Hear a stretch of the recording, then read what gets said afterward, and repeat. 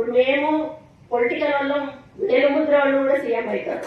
అవుతారా అవ్వరా?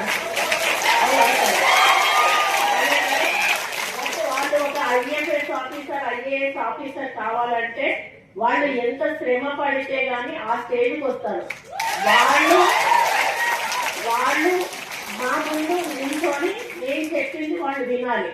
అంటే రాజ్యాంగం రాసింది, అది మనం ఏం చెయ్యలేము. దీన్ని విమర్శగా తీసుకోవద్దు దయచేసి. దీన్ని ఎక్స్పోజ్ కూడా చేయొద్దు. నా మనసులో ఉన్న అభిప్రాయాన్ని నేను చెప్తా ఉన్నాను.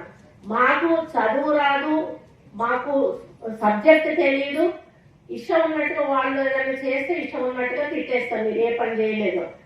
దానికి రూల్ ఒప్పుకోకపోవచ్చు, దానివల్ల వాళ్ళు చేయకపోవచ్చు.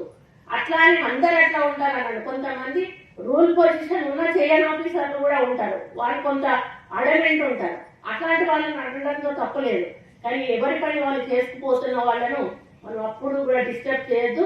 మనం రూల్స్ ప్రకారం వెళ్ళాలి అని చెప్పి మరి ఎప్పుడు కూడా నేను సపోర్ట్ చేస్తాను. ఎందుకంటే మా నాన్న ఇంజనీర్ గా ఉన్నప్పుడు ఎంతో మంది కాంట్రాక్టర్స్ వచ్చి మా నాన్నని బిల్లు చేయకపోతే రోడ్డు బిల్లు తిట్టిన సందర్భాలు మేము కళ్ళాగా చూసాం. కాబట్టి వాళ్ళ బాధ ఎట్లుంటుందో మాకు అర్థమవుతుంది. కాబట్టి నేను ఆఫీసర్స్ అంటే చాలా రెస్పెక్ట్ ఇస్తాను.